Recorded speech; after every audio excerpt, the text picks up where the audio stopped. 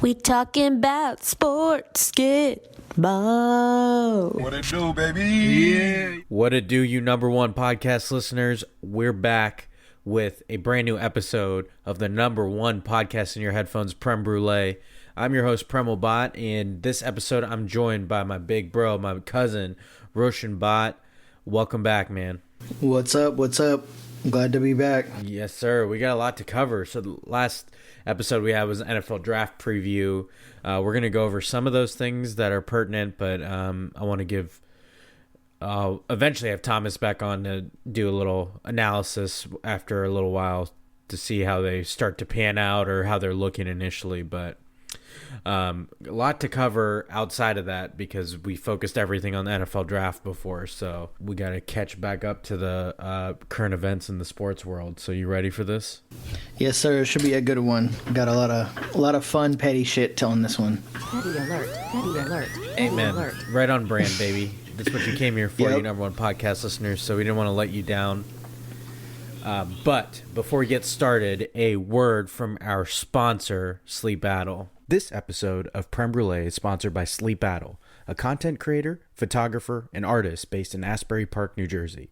From cinematic stills, unique and classic wedding and elopement photos, even product or commercial photography like you see for the Prem Brulee brand. Sleep Battle is a full-service studio, and stay tuned for their film Please Laugh coming very soon. So visit their Instagram at Sleep Battle, that's SLEEPATTLE, and give at Please Laugh Film a follow while you're at it too. All right, you number one podcast listeners, it is time for Yeah Fam or Nah, and we're going to try to keep it to word association. We got a lot to cover, but feel free to elaborate on any one of these. First up, right on cue, talked about in the opening, the NFL draft happened. Just wanted to recap a few picks here. Bryce Young went number one overall. Most people figured that would happen to Carolina.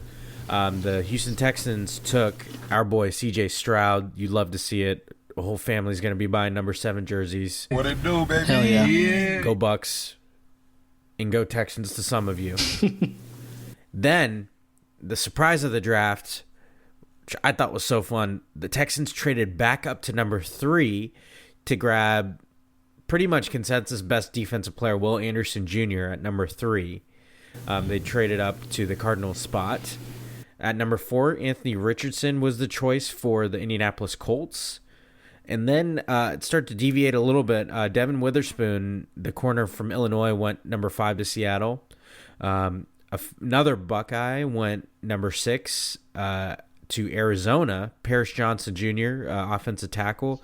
After Arizona went down to 12, they then traded up to 6. So they came back up to get an offensive tackle, some protection for Kyler Murray once he's recovered. Number 7 was Tyree Wilson. Defensive end went to the Raiders.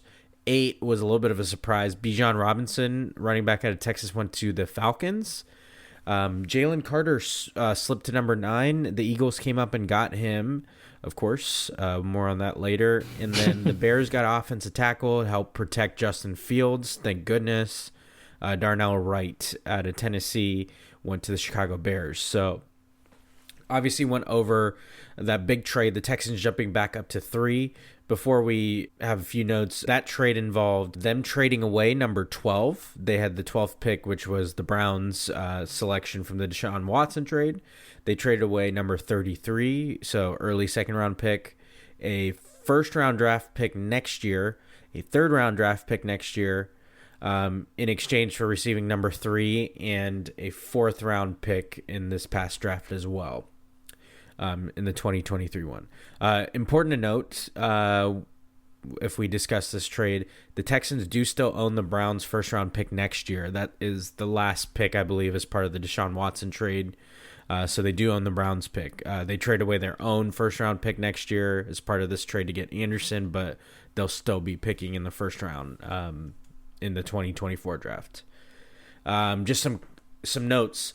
The first wide receiver wasn't taken until number 20 at Seattle. Seattle selected another Buckeye, Jackson Smith-Njigba, and that started a run of 4 straight wide receivers taken from 20 to 23. The surprise of the draft was 2 running backs taken in the top 12. Already covered Bijan Robinson.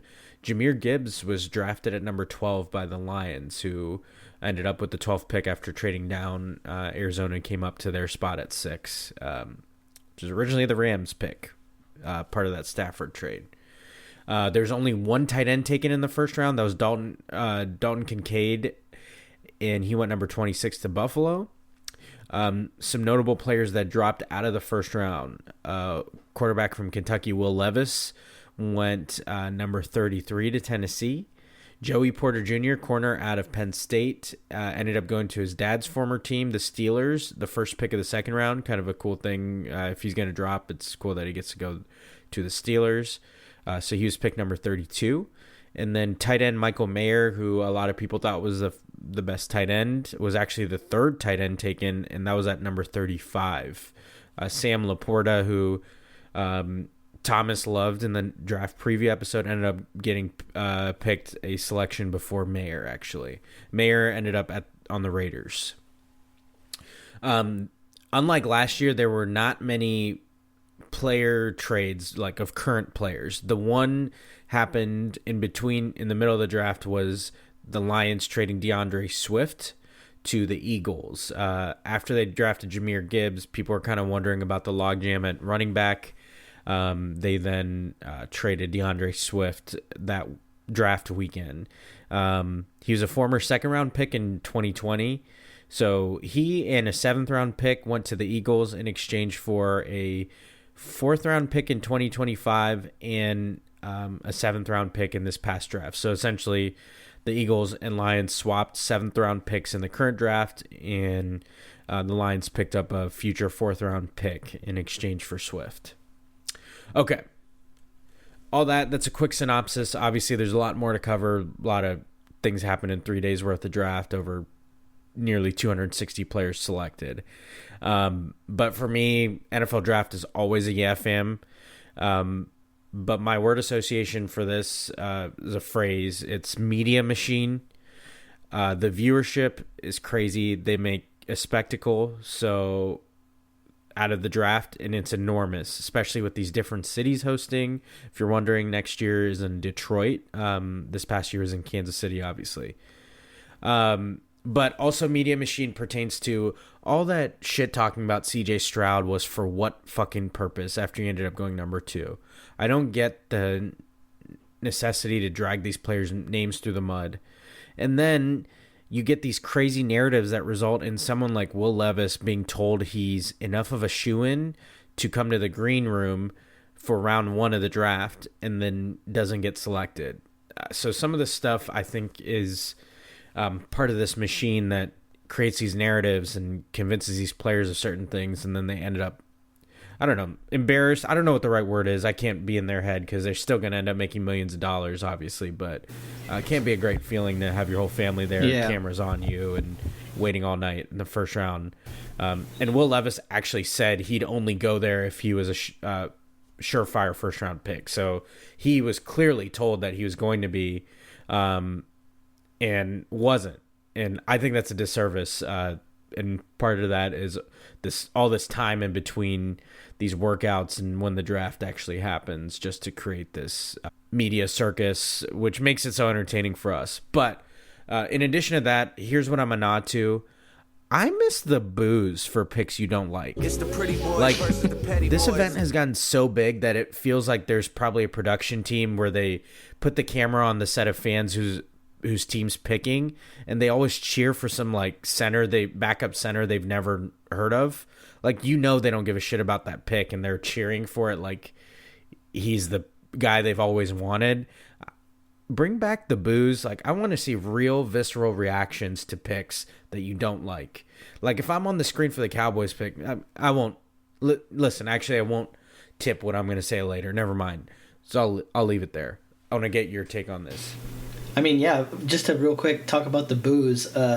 The Houston fan base famously booed J.J. Watt. So, and, you know, he's a first fucking ballot Hall of Famer, but that just kind of like adds to his story, and I'm sure like he looks back on it and is like kind of like fond of it in a way.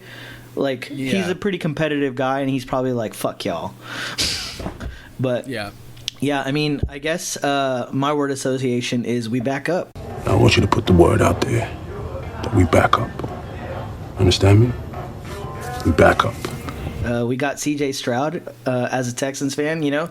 It's been a tough few years. It got so bad, as you know, that I was rooting for the Eagles at one point just because Jalen Hurts is from Houston and he threw up the H a few times. So I was reaching. But it's been a tough few years. I'm glad we got Stroud.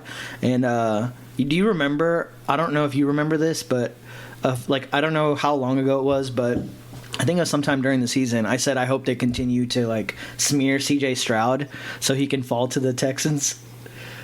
Well, let's fucking go. It worked. Yep. All they needed to do is drop one spot, and it worked. You made it happen. You know, made it happen. Yeah, it's my fault, Texans fans. So if you want someone to blame if CJ Stroud is amazing, you can thank me later.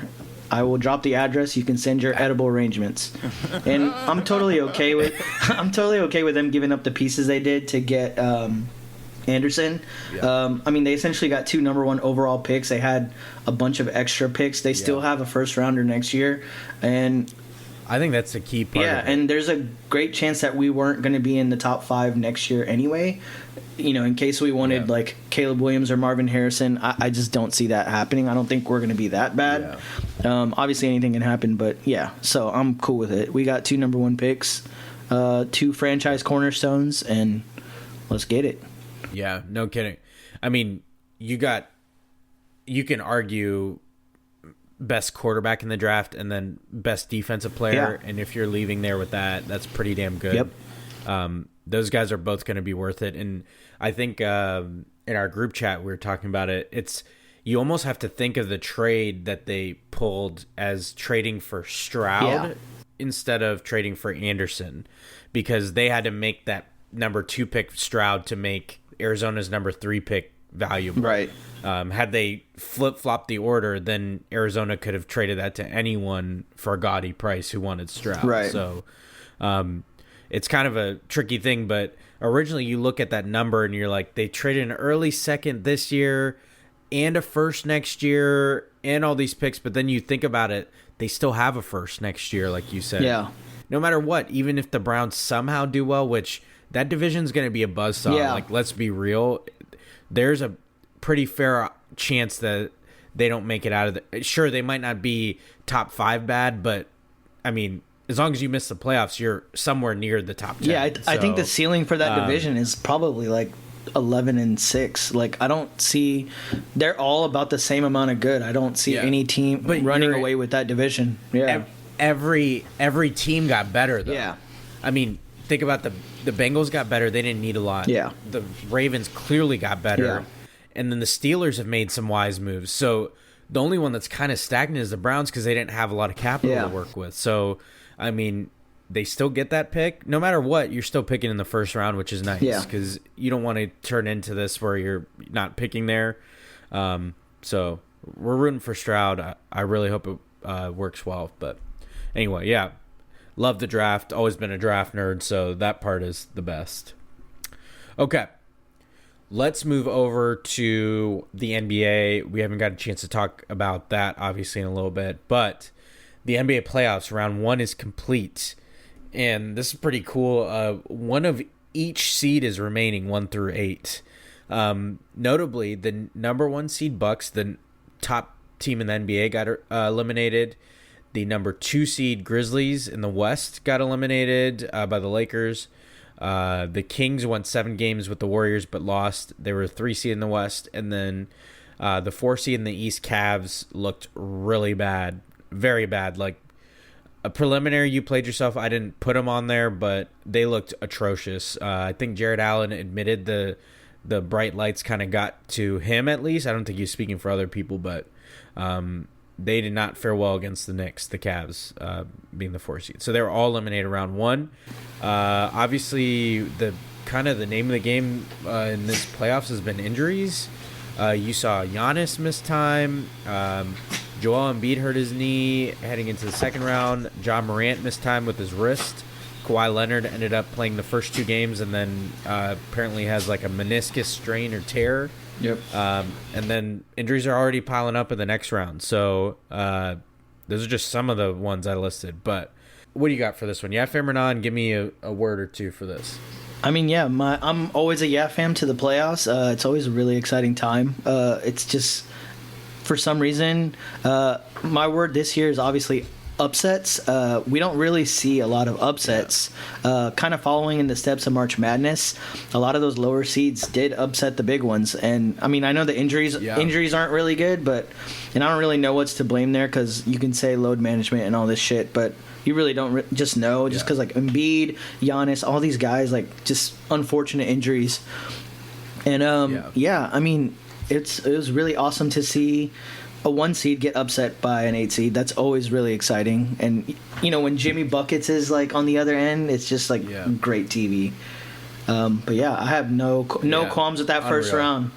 It went really entertaining for all of us, I think. Yeah, I'm a yeah fam too. My word is chaos, and I'm here for it. I think the NBA is in a really good spot with a lot of parity across the league. I mean, this is the first year in a while, kind of, and last year too, where you looked at the field and you're like, who's gonna make it?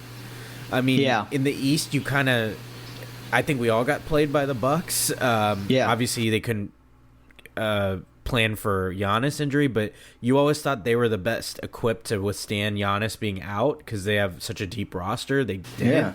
I mean, they probably played their worst basketball of the year at the wrong time, but there was so much parity in the league, and I think that's a good thing for the NBA. You're seeing a lot. Teams, even with previously not notable names, showing up, at least in the regular season. In the playoffs, it kind of feels like some of the repeat names. I'm really tired of the Snakes of Oakland here. Here they go again, and turning it on right around the playoffs. But okay, that does it for Yeah Fam or Nah. We want to make sure we leave ourselves enough time for the reason you likely came here, which is you played yourself. So let's hit that intro, baby. Yes, sir. I'm petty as hell. And I'm super petty. Here we Petty Le Pew. Go. That's right, you number one podcast listeners. It is time for You Played Yourself, and we got a lot to cover, but I'm sure you figured this was coming up first. The first You Played Yourself goes to Dylan Brooks, John Morant, and the Memphis Grizzlies. This might be up there on one of the most obvious You Played Yourselves in history. This man, Dylan Brooks, talks shit about the GOAT, LeBron James. I don't care, he's old. I poke bears. I don't respect no one until they come and give me 40. This Dylan Brooks, this guy talked a big game after their Game 2 win. Keep in mind, they split at that point. It's 1-1 after having 2 games in Memphis. So it's not as if you're feeling that great about it. Game 2 win, that's when he had that quote about LeBron being old. Then proceeded, after they lost most of the rest of the games, ducked media availability 3 out of their last 4 games of the series. I mean, this man couldn't even double down on his take in true petty fashion. Like the true bot way, he couldn't even do that with how much of a troll he is. Instead, he tucked his tail and didn't face the music that he created.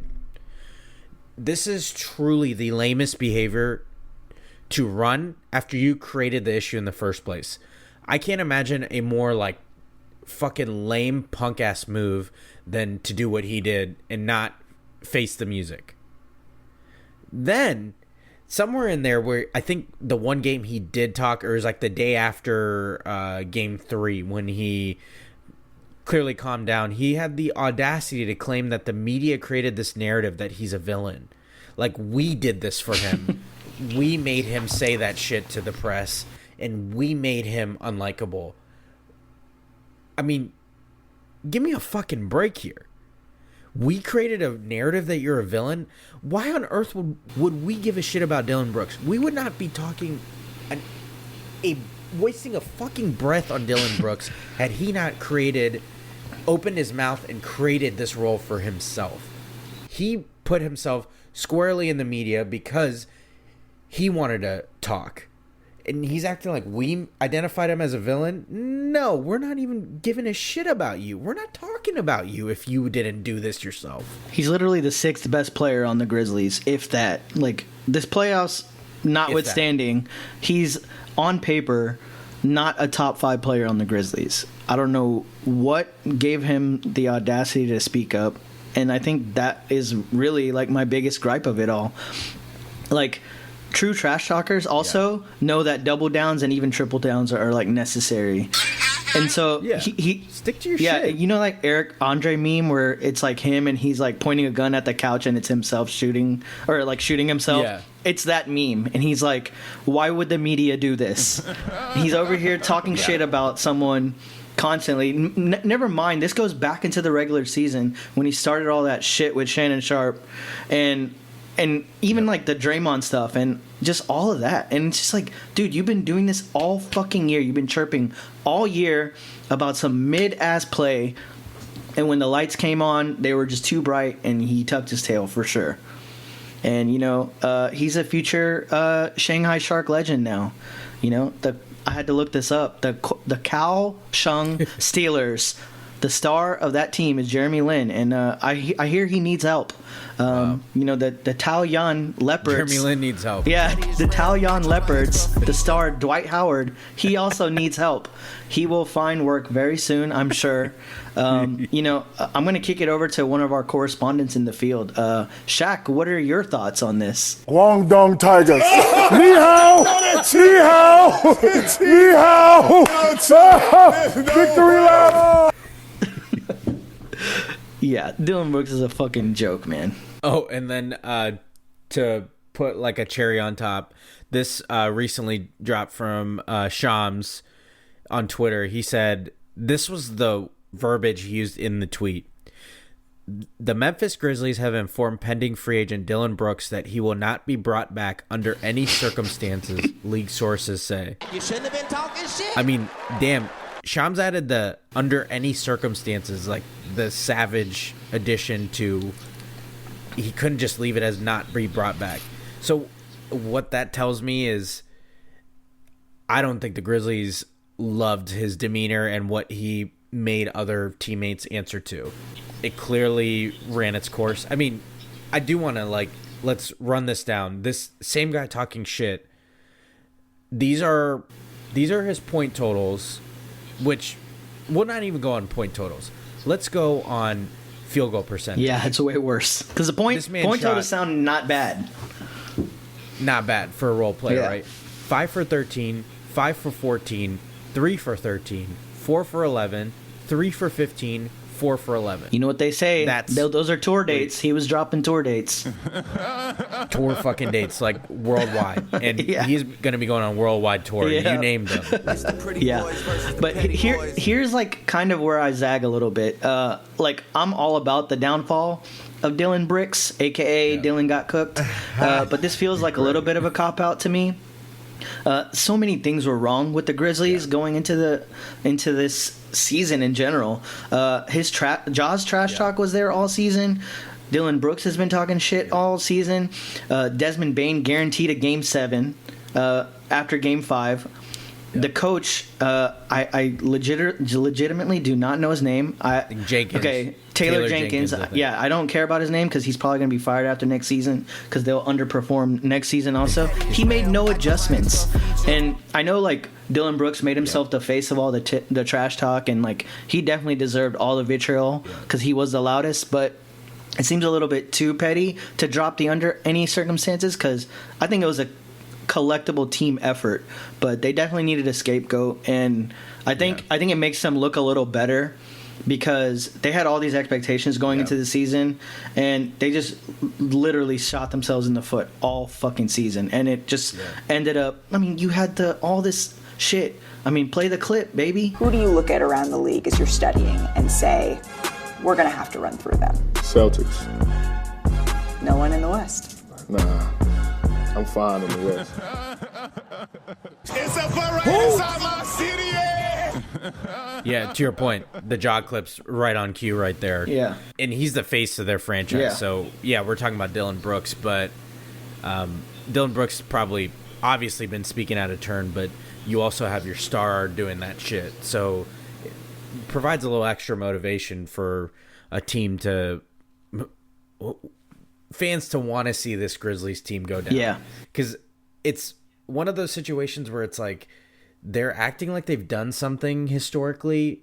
Like the level of shit they're talking is like what you'd expect the Warriors to be able to do, but yet the Grizzlies have done nothing except be like regular season high seeded playoff teams with nothing to show Yeah, for it. their peak has been the So, conference finals. It's always been an issue. Yeah.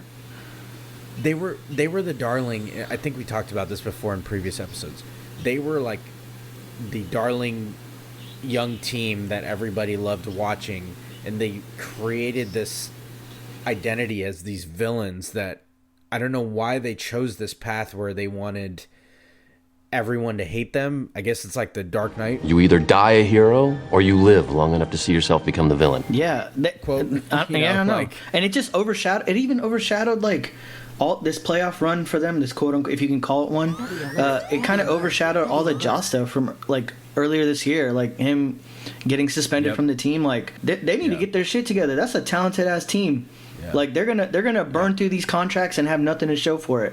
They need to get their shit together because the league is for the taking right now.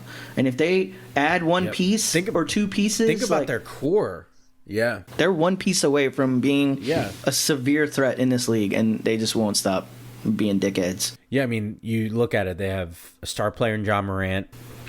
They have Desmond Bane, who's turned into, like, he was incredible Sniper. that series. He was, Yeah. Yeah. And Defensive Player of the Year in Jaren Jackson Jr. So, I mean, also, Jaren Jackson Jr., side note, you played yourself. I've never seen such a good player pick up the dumbest fouls as a big Yeah. man. He picks up so many fouls, like 94 feet away from his own hoop. Like, this dude doesn't get a rebound and reaches, gives a little shove in the backcourt. Like, jog your ass back under the hoop to play defense Seriously. without picking up a fucking ticky-tack foul. I couldn't imagine being a Grizzlies fan and watching him waste fouls on stupid shit Yeah. like that. But anyway, they've created this narrative. They make it easy to root against them. So you played yourself, especially to Dylan Brooks. Yes, sir. A nice segue into the next you played yourself, Draymond the Woat Green. First of all, you know, you got to be on you played yourself because you absolutely stepped on Sabonis. Stop playing us. Don't try to act like where was I supposed to put my foot. Give me a break. You extra stomped on him. We all saw the replay. Don't act like we're dumb here. Also, with the Warriors now facing the Lakers in the second round as 6 and 7 seeds respectively, Draymond said the following after their Game 7 victory against the Kings. Quote, "Stop trying to turn the page on us. Stop trying to turn the page on Braun." End quote. He also called out Dylan Brooks in March, way back in March. He said Dylan Brooks is the reason the Grizzlies wouldn't move on, and it turns out he's at least partly correct. Dylan Brooks did hold them back in the series. I mean, we went through his shooting, even if you take away from the off the court stuff that he talks. Did you actually go back and listen to Draymond's clip anytime this week? I saw it like pop back up on social media. Dude, everything he said was right. Like 100% of it. If you go back and play it, I was like, he saw everything coming, and that clip was amazing now. Like, it aged like wine. I mean, as much as I hate to say it, Draymond Green has at least one legitimate ring, and I think that might be it. But he has experience with knowing what works. Like, obviously, he knows what's fake and what's not. So, you know what? The You Played Yourself goes to Draymond. Stop trying to make us like you. I hate it. Don't do this. Petty alert. Petty alert. I hate this. So, you got something to add to this? Yeah, I mean, the number one podcast listeners need to know that this WOT list is not as permanent as the GOAT list. And I can safely say, by complimenting our GOAT, LeBron James, you can find yourself reverse climbing the WOT power rankings. So, kudos to you, Draymond Green, probably future Los Angeles Laker, on figuring out this formula. Just keep saying nice things about LeBron, and you'll make your way down or up the list, I guess, down the list. and you'll probably end Yeah. up being the 10th vote. Yeah, at the end of it all. You know, I hate to hear it. And, you know, Dylan Brooks can't even assume his spot since we don't even know if he'll be in the NBA next season. Yeah. It's like you can't even carry the title of vote over Yeah. to Dylan because he might be on what's the team again, Shaq? Guangdong Tigers. Ni hao.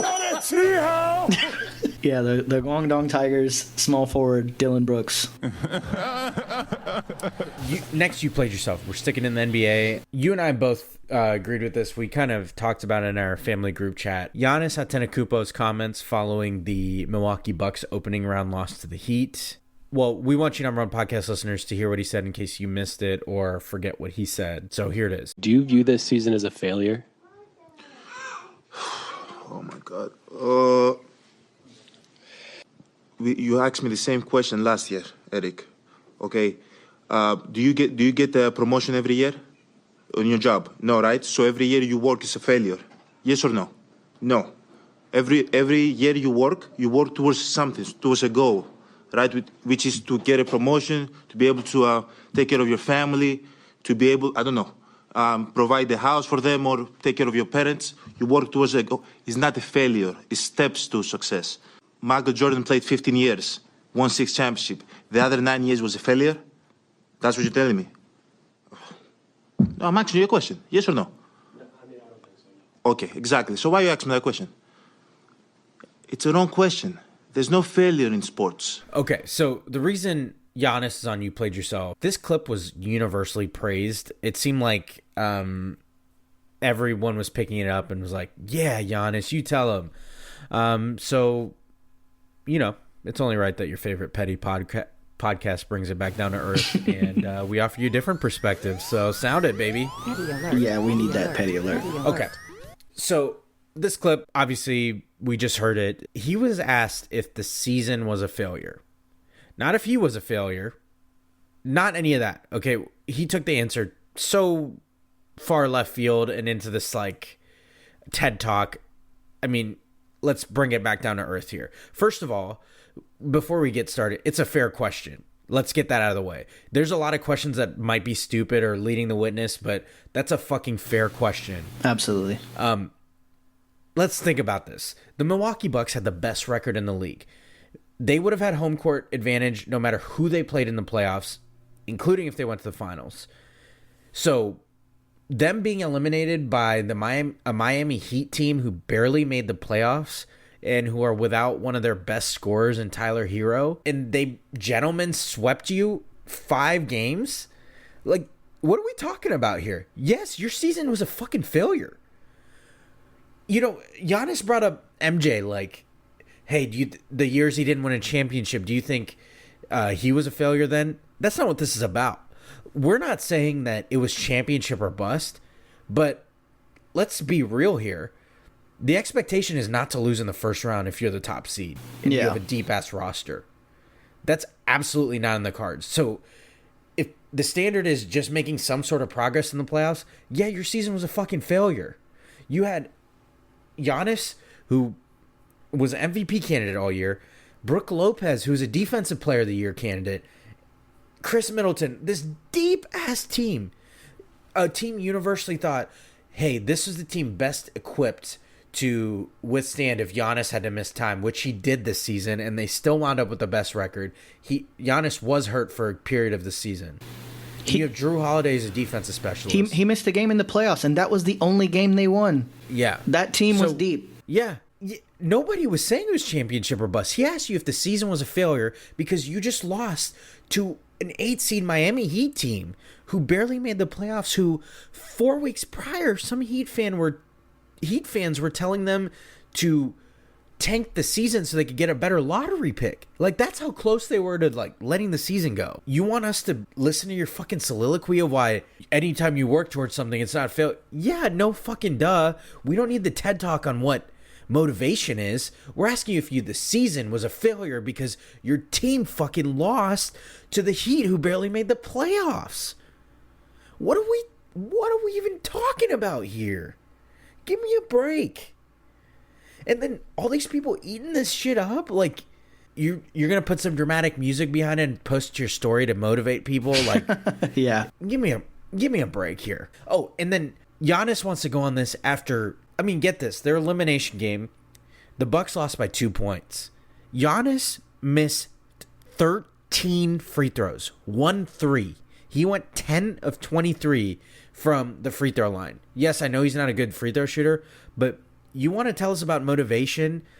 Your season was a failure, and that game was a failure. Yeah, he dropped huge stats, but you could say you were directly responsible for your team losing because you were on the free throw line to win the game. If you shot and even better than 50% or at 50%, your team wins. Yep. So what are we even talking about here? Why are we eating this shit up? Yeah, that good guy shtick doesn't protect you from the criticism of, like, historically choking. If this happens to LeBron, we're hearing about it all off season, along with, is it time for LeBron to retire? Like, we're hearing it nonstop.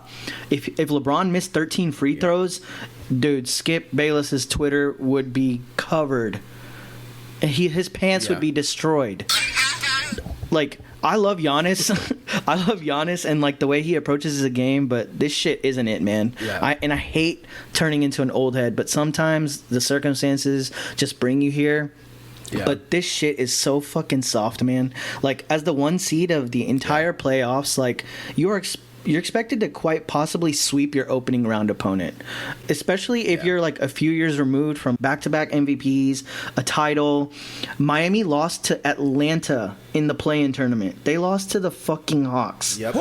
The Hawks suck.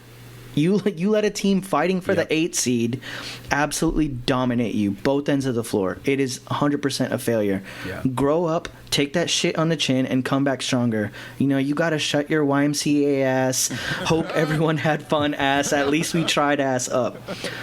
That is so lame. I'm so glad that we shared that in the group chat, and, like, our whole petty ass family was like, fuck this.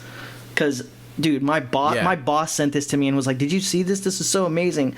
I had to, like, lie to her, full cap on, and I was like, bro, this is the worst shit I've ever heard. But my favorite, like... because context matters. Yeah, context matters of it. Like, you're sending it as a TED Talk, like you said. His speech was fine. Yeah. If they lose in the conference finals, fine, but that's not what you were asked. Yeah. If that speech came after a conference final loss, like Game 6, Game 7, I don't think anyone would have batted an eye at that, bro. You were There's been 6 teams that have lost as a number 1 seed to an 8 seed. That is very small history, like. But my favorite contrarian tweet about it was from a user on Twitter, at m.brown, M-D-O-T Brown. He said, quote, "Can't believe how many people are eating up the fact that Giannis dropped dreams and nightmares for losers." From the bottom of my heart, I'd like to take this chance to apologize to absolutely nobody.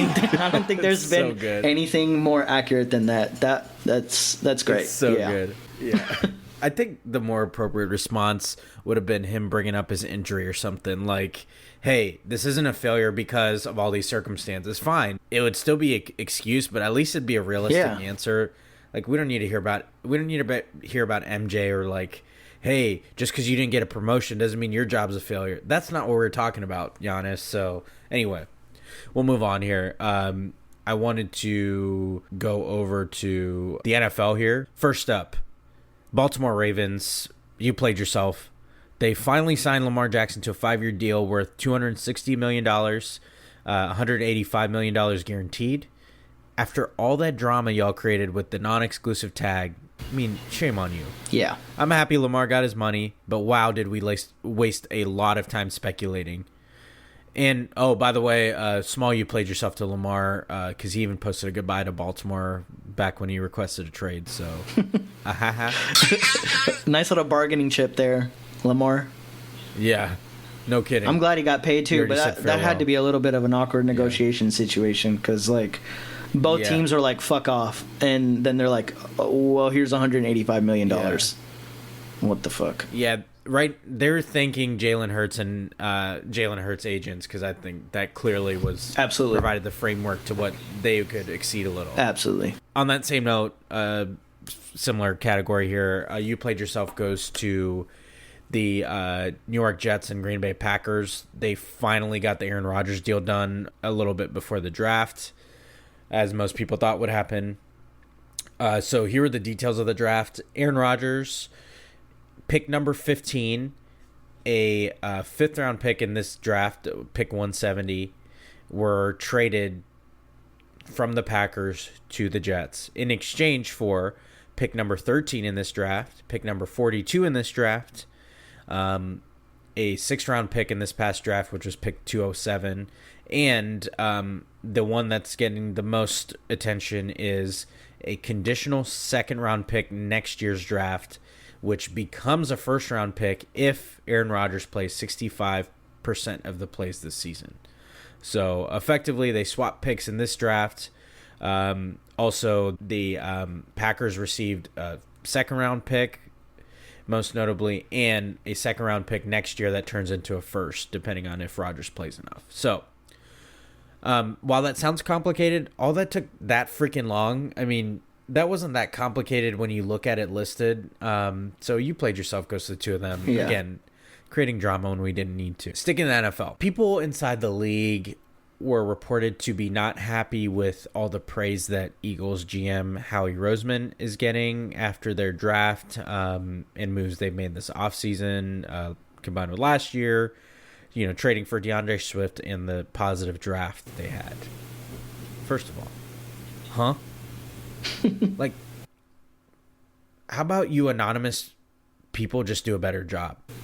Like, maybe you'll get praised too. I really, I promised I was going to deliver on this, but this has to do with my beloved Cowboys. For whatever reason, I'm still a fan. So, congratulations. I really don't get You these played fucking yourself. teams, man.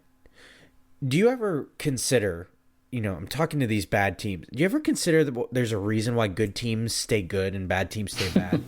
I don't want to pick on them because they ended up with a decent draft when you think of it as a whole, but like the Detroit Lions, they were so pumped in their war room as they reached for Jahmyr Gibbs at pick number 12, when wildly people were debating whether he's even worth a first-round pick. If not, it was like, okay, maybe someone gets him in the end of the first-round pick because running backs aren't worth big contracts. You get a fifth year out of him. Yeah.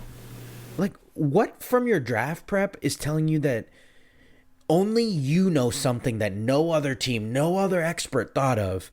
What made you think that you were so fucking smart that you made this move that you're celebrating like you won the Super Bowl for getting a guy that has no business being picked where he's at? The Cowboys, they took a defensive tackle, Mozzie Smith. This dude wildly had a day 2 grade, like borderline third-round pick, and they took him in round 1. And then, going back to the Eagles, a few picks later, end of the first round, the Eagles pick up Nolan Smith out of Georgia, who was wildly thought he was going to be a mid-first-round pick. They get him at the very end of the first-round pick. These are clear first-round grades falling to nearly round 2, and you want to reach for guys that have no business being on anybody's draft board that high. Why do we praise Roseman? Because he makes the fucking obvious move.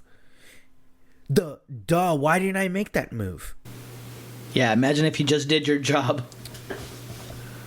Yeah, meanwhile, these fucking front offices think they're geniuses for finding diamonds in the rough, and that's how you wind up with fucking Taco Charlton instead of TJ Watt, you fucking Cowboys.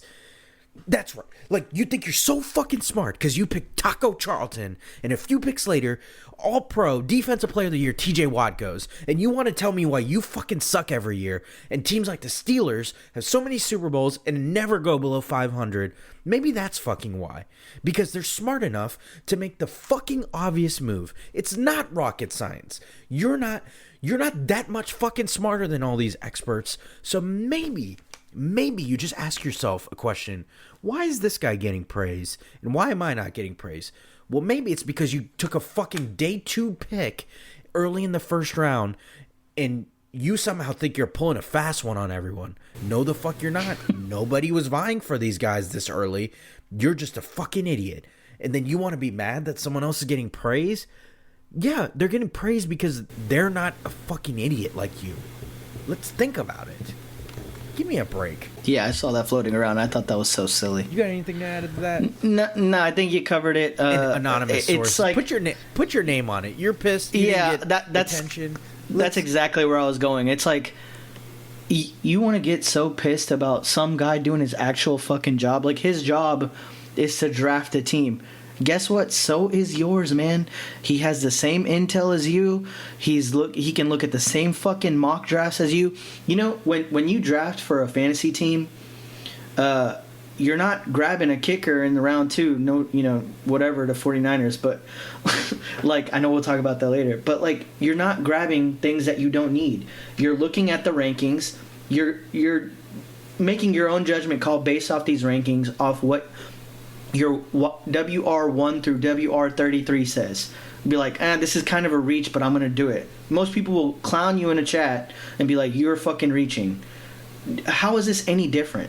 Except you're playing with people's like livelihoods when it comes to these rookies and shit. But you're also, your team's success rides on this. Taco Charlton over TJ Watt is a great example. Bro, yeah. JJ Watt is like the fucking poster boy of like underrated person that was overlooked. Yeah. He dropped to 11. If he was if that year was redrafted, you don't think he's going number 1 overall? Come on. Yep. Follow the fucking blueprint. Draft his fucking brother and hope he's half as good as JJ Watt, and you got a great first round pick.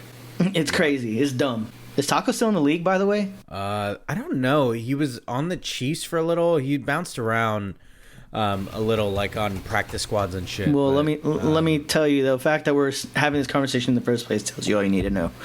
Nope, he's a free agent. Yeah, there you go. Good stuff. Yeah, exactly what you want. Age 28, free agent. Age 28, you know, linebacker, outside linebacker, free agent. Yeah. And you know, circling back to the Cowboys, Will McClay, who heads up their scouting, put it this way: like, Will McClay is the highest person on the Cowboys front office that isn't part of nepotism and with the Jones last name. So he's made a lot of great moves. He does a fantastic job. But it still doesn't change the fact that you're making fucking head-scratching moves that don't need to be made. You had plenty of time to get that guy, and it's about value. That pick looks great another time in the draft.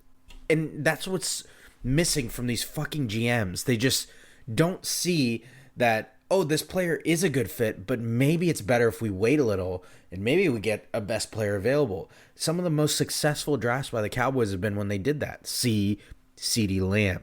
Yeah. See Zach Martin. Just make the fucking obvious choice. Yeah. And after their good offseason, I mean, anyway. Okay, I want to lighten it up.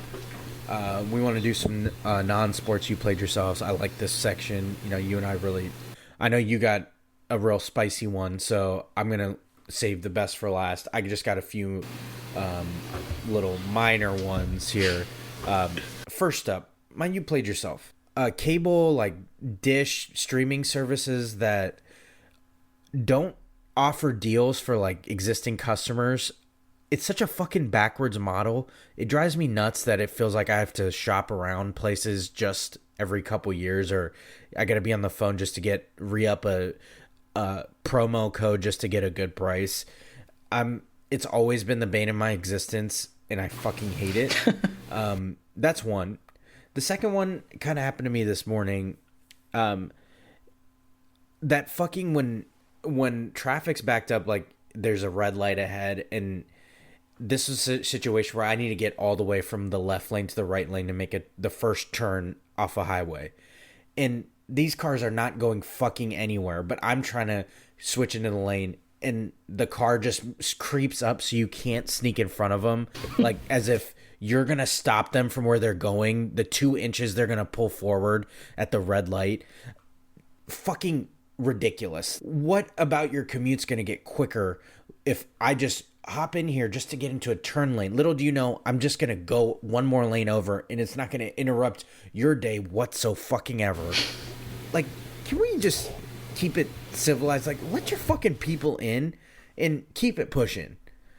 I've been working on my anger and stuff, so I just gave the guy a thumbs up afterwards in the mirror. I don't know if he thought I was flipping him off, but I was just like, hey, give him a nice friendly honk and gave him a thumbs up just so he thinks about it later. But anyway, those are my you played yourself for this week, this episode. What do you got non-sports related? I got a couple of spicy ones, but I can't relate to the car one that you have, just because Here in Texas, just everyone drives like an asshole. We're just used to it. You kind of have to. Yeah. You kind of have to I've take. driven there. It's You have very to take what you need. Like, if you need to exit and you're in the second lane, you're gonna have to cross over 3 lanes. Make it happen. But Yes. yeah, go for it.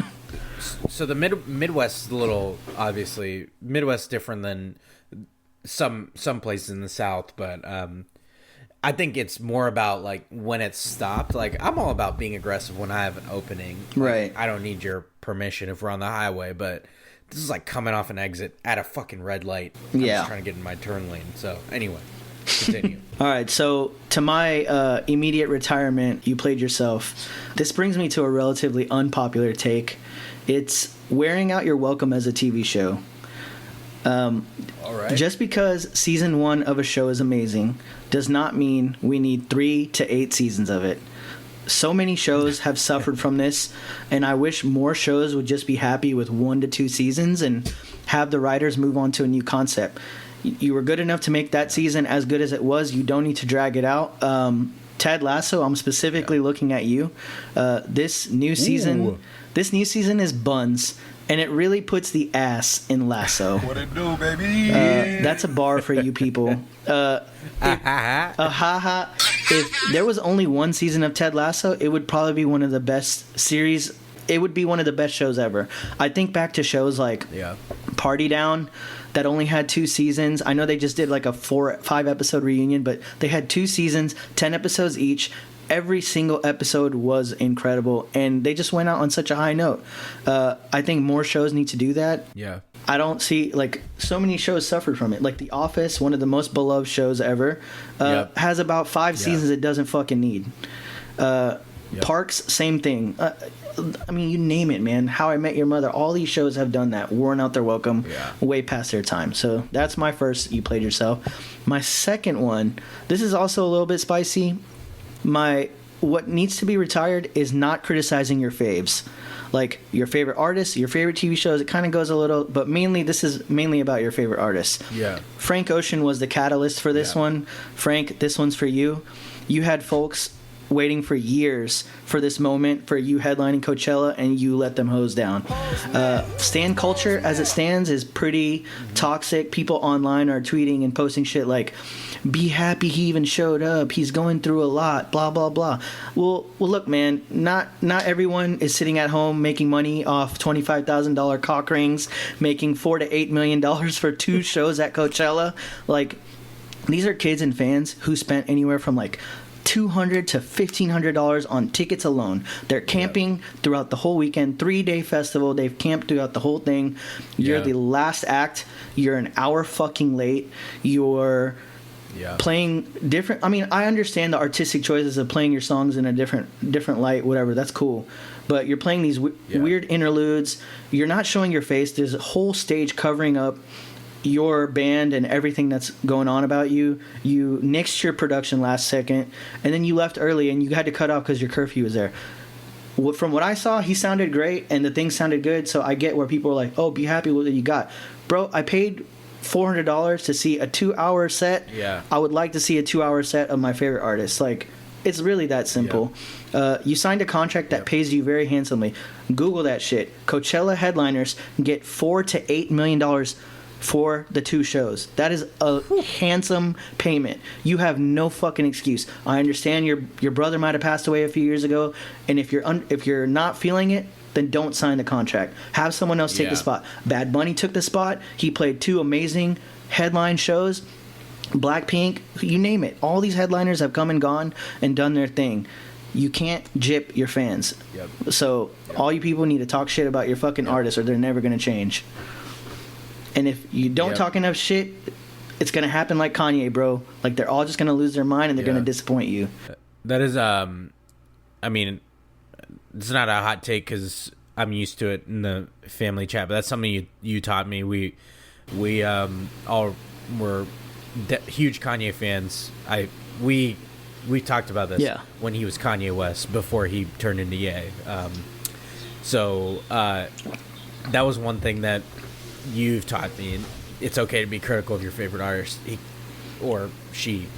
They can still be your favorite artist. If they do something shitty, it's something shitty no matter what. You know, like, you're not getting paid by them to Yeah. blindly follow whatever they do. At the end of the day, you're putting money in their pockets. Yeah, exactly. They're not doing anything for you besides making music and entertaining you. And I get it's like kind of like a whole little show pony and all that shit, but yeah. I mean, you're paying for a headline show at the biggest music festival in the country. Yep. Show up and play your fucking show, or don't sign the contract, bro. Yeah, exactly. Nobody made you join. Yeah, I'm not gonna feel bad when you got paid $4 million to perform for an hour. You're not gonna see me feeling bad. Shit. Can't imagine the people who bought the second weekend tickets like to see him. Yeah, mostly. At least the first weekend saw like half a show. Yeah. And I have a friend who went, and he said it was still great, but yeah, I heard Skrillex put on a really good show. And I mean, you pay for Frank Ocean, you see Blink-182 and Skrillex, you're kind of leaving disappointed either way. But I agree. I tried to tell everybody who was excited about Frank, it's not going to go how you planned. But no one wants to listen to me. Yeah. I tried to save people money. Yeah. That's why I stayed my ass at home. Yeah. This doesn't even. We were talking. Yeah, this doesn't even touch the fact that he took his stream offline last second, hours before YouTube is supposed to stream his set. He basically refused to make it happen. He said he was not going to perform if Coachella was streaming it. So they had to kill the stream. So I mean, I don't know how many hundreds of thousands of fans worldwide were going to tune into that. That sucks. The only one who loses are fans. Yeah, and that's who's making you money. Yep. Anyway, yeah, no disagreement here. Just it's okay to have a favorite artist. That doesn't mean blindly follow them. I agree with that. Yeah, and you've also taught me that about TV shows. I think people obsess over shows because they remember it in their best light, their best seasons or best episodes, but you have to take them in totality. So that's one of my hot takes. I enjoy The Office, but people revere it, and they ignore all the bad seasons. Yep. So, yeah. Anyway, let's move on to who you got and what you're feeling. I'm gonna breeze through some of the draft stuff that Thomas covered. Just wanted to recap some of the things that ended up happening, how he ranked things. But first, you and I, a couple episodes ago, talked about our NBA MVP picks because the race was pretty close between Joel Embiid, Nikola Jokic, and Giannis. Yeah. We both went with Embiid. We kind of thought the narrative was in his favor, that sort of thing. But what was thought to be a close race didn't end up all that close. Right. Embiid won his first MVP with 73 out of the 100 first place votes, so not even close. Yeah. Jokic ended up finishing second. He had 15 first place votes. Giannis was close to second. He ended up finishing third. He had 12 first place votes. Yeah. They tabulate a total based on like the other votes to second place, third place, all that. So those totals are higher. But anyway, Joel Embiid won his. You could tell he's emotional, so it's cool to see that he really cared about that. He balled out. So okay, obviously last episode was our NFL draft preview. So I wanted to cover some of the notable things that happened. So I'll skip around. Obviously, we covered a lot more. You can go back and listen and maybe compare about with what happened and see how Thomas measured up to what ended up going down. I'm going to skip around. Jalen Carter falling, if he'll fall at all. Thomas really liked Jalen Carter. He didn't fall much. He did fall to 9, which did see somewhat of a drop from what likely his talent had to deal with. We talked about high-profile players we could expect to see moved on draft night. We didn't see very much movement at all, as we talked about.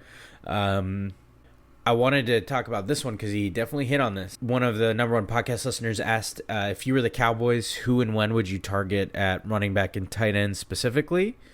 Obviously, this is partly when Thomas covered Laporta, who didn't end up going to the Cowboys, but one of the names he listed at running back was Deuce Vaughn, the small running back from Kansas State, and the Cowboys sure enough, did pick him in the 6th round. So that was a nice deep cut that he nailed that pick on. We talked about Lamar Jackson situation getting resolved before, during, or after the draft.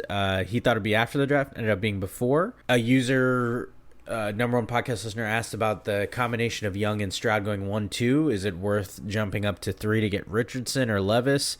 Thomas thought neither was worth it, and sure enough, the Texans were the ones that ended up jumping up and got Will Anderson, so that was a nice move for them. Wanted to go over some of the rankings. QB rankings. Thomas hit pretty spot on with how the order went. We talked about kind of the big 5 quarterbacks, Young, Stroud, Richardson, Levis, and then maybe other, but he had Bryce Young, then Stroud, then Richardson, and kind of a sizable gap to Levis, so that's kind of exactly how it played out.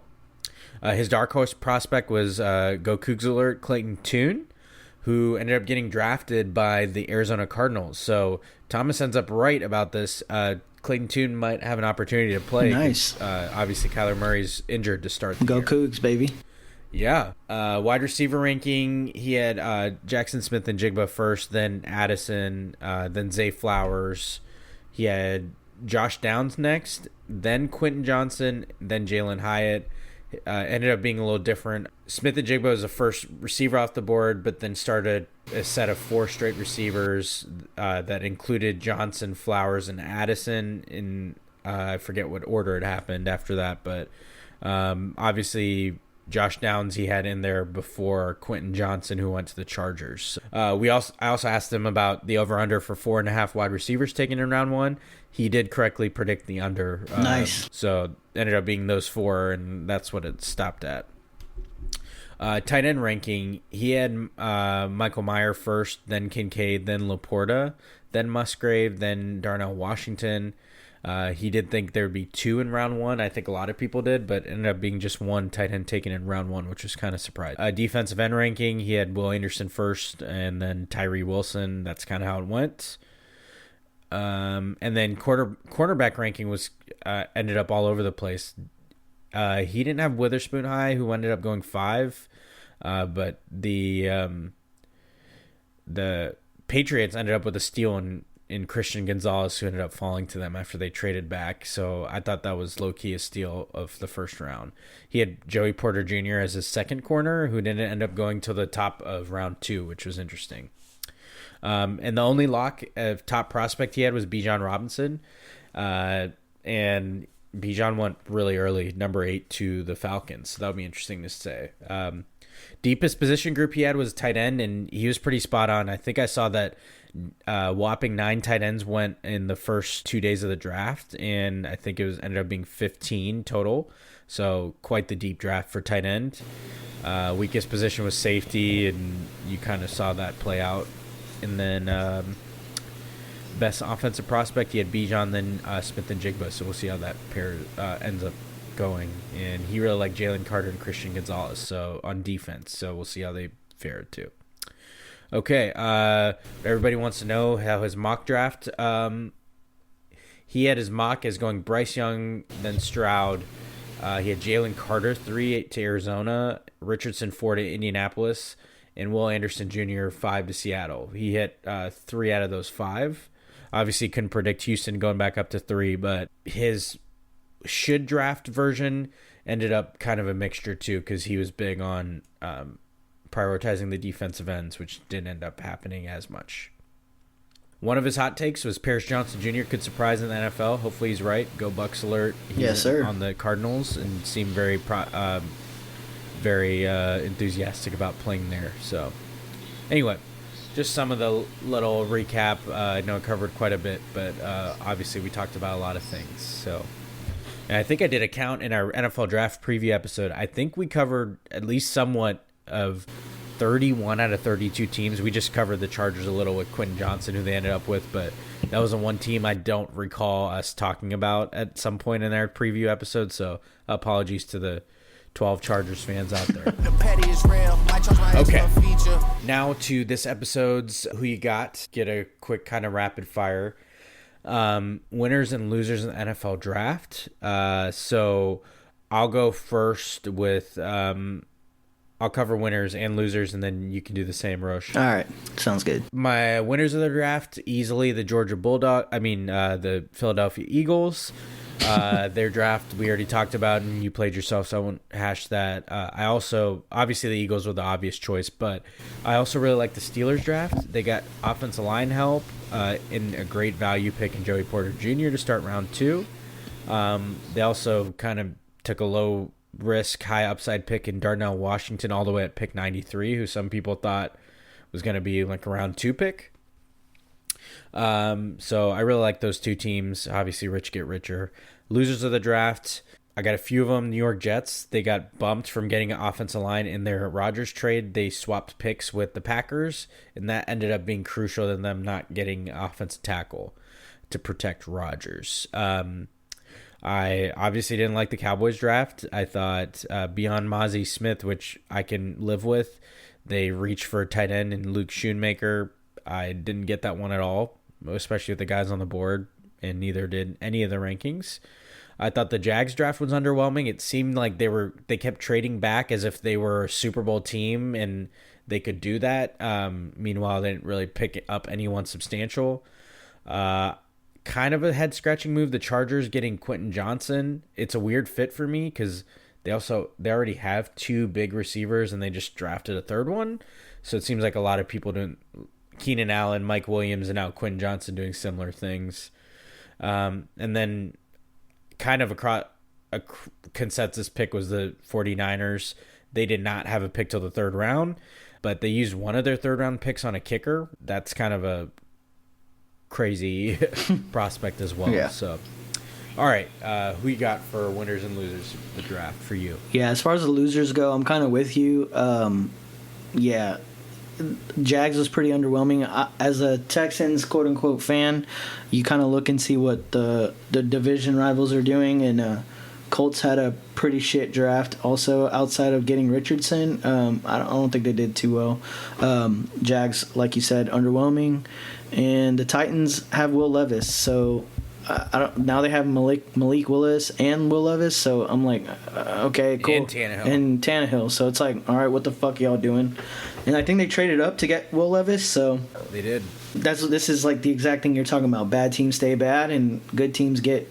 Yep. The rich get richer. And the winners of the NFL draft, as far as my personal winner, is DH Gate. Well-known and established bootleg jersey website. Because of the way the Texans did in the draft, I might be copying a few, bootleg jerseys for Stroud and Anderson, my 2 new best friends. So shout out to DH Gate. Sir. Don't blow up the plug spot, though. Yeah. On the DL. Number 1 podcast listener. Yeah. Okay. We brought this up kind of after the Milwaukee Bucks loss and some other things happening, but I thought this was an interesting one for us to cover. So this year, you brought it up in our text messages too.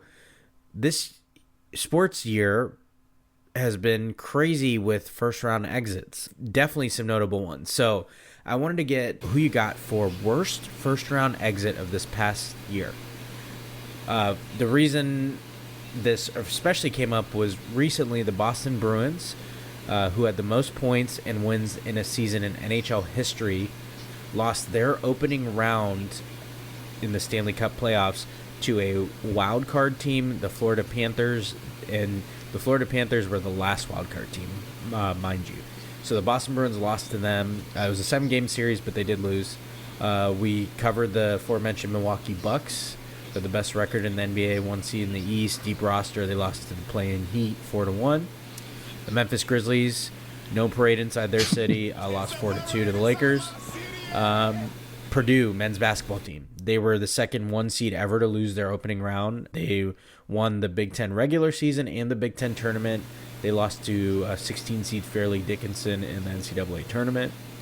And then your favorite and my favorite for you played yourself fame is the LA Dodgers. They were the 1 seed in the 2022 MLB playoffs. They won a league best 111 wins last year. They proceeded to lose in the NLDS to the Padres 3-1, who, as everybody knows, are in their own division, so they faced them quite a bit all year, but lost 3-1 when it mattered. So, who you got worst first round exit. Yeah, that's a lot of good choices right there, but I'm gonna have to go ahead and give it to the Bucks. I mean, hockey is a wild and erratic sport where it seems like this shit kind of happens regularly. As we all know, as huge hockey fans on this podcast, go hockey.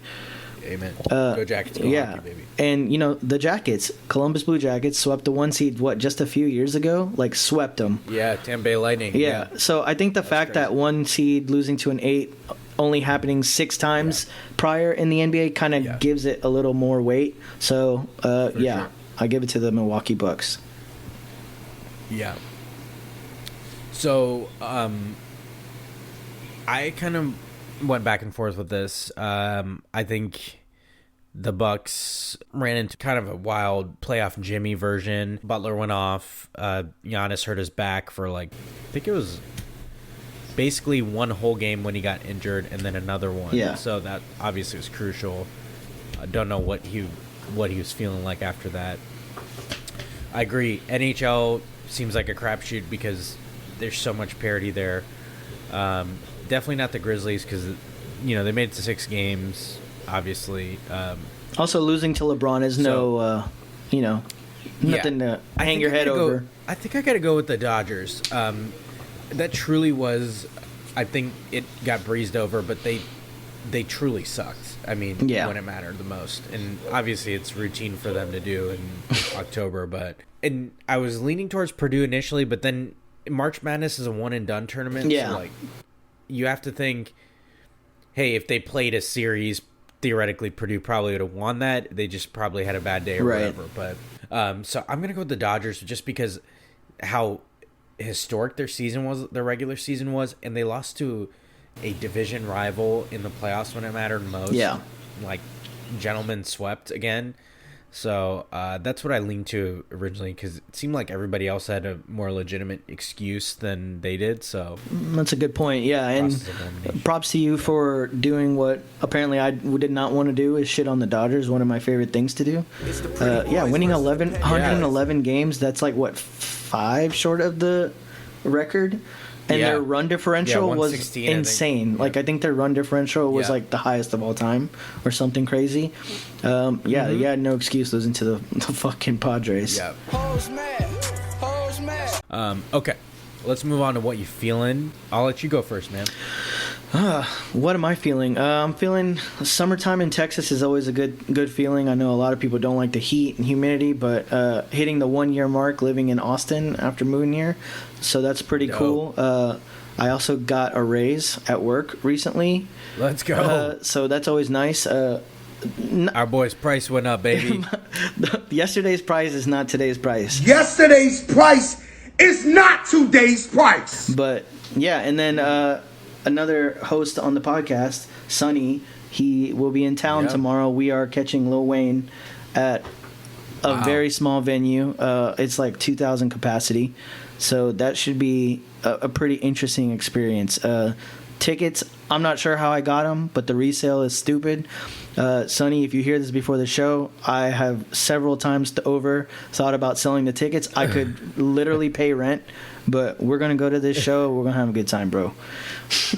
Yeah, so number one podcast listener, Sonny, is I know a lot of people have number one Lil Wayne fans in their life. Sonny is definitely top Lil Wayne fan in my life. He's the Wayne stan for sure. Wheezy F baby, and the F stands for that's a fuck ton of money you could get for him. Yo, the cheapest one I saw was $600, bro. 600. 6 bills. Oh, 2 of them shits. That's half my rent. Yeah, those were hard tickets to come by. So, love that one. What I'm feeling is my wife and I breezed through Shrinking on Apple TV. I know it's been a popular show for folks, but I think one of the writers from Ted Lasso is responsible for Shrinking. It stars Jason Segel and Harrison Ford. Rest of the cast is really great too. I thought it was a well casted show. It's Roy Kent, man. Very enjoyable. Roy Kent is the writer. Kent, yeah. He's there. He's there. He's every fucking where. Yeah, he's a very interesting story.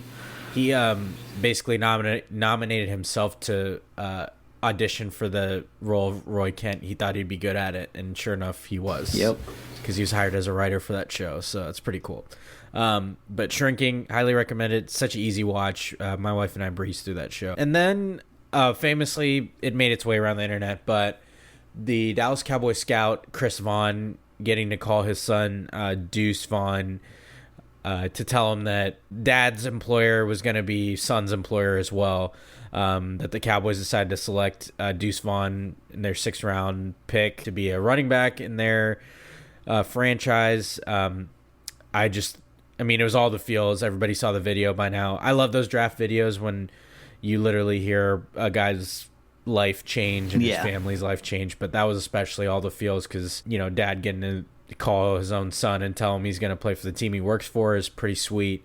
And they did everything by the books. Apparently, Chris Vaughn, anytime his son was discussed, left the room. Like, there was nothing under the table going on where it was influence whatsoever. It was just purely the right pick for the franchise. And a bonus, by the way, that was the Cowboys' best value pick of the draft. I thought Deuce Vaughn was incredible at Kansas State, but mainly then the emotions of his dad were incredible to watch immediately. Yeah. It was, pretty freaking sweet. So, yeah, that's what I'm feeling. That does it for our content section. I'm going to end this episode with our Too Much Sense. Let's hit that intro, baby. Let's do it. All right, you number one podcast listeners, the Too Much Sense for this week is a reminder to those of you who are not always in the mood to talk or reciprocate. When a friend or loved one reaches out, I do have a suggestion for you. Just tell them you're not ignoring them. Maybe just hit them with the, hey, everything's fine, just not in the mood to talk or chat or catch up. I promise you it goes a long way. It's a healthy way to interact and encourages honesty and continued sustained communication, as opposed to interrupted relationships. You never know what people are assuming when you don't answer.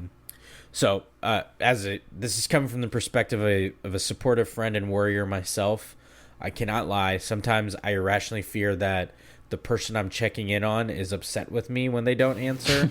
That is when I know full well logically that I didn't do anything that could have possibly upset them. That is what my mind goes through.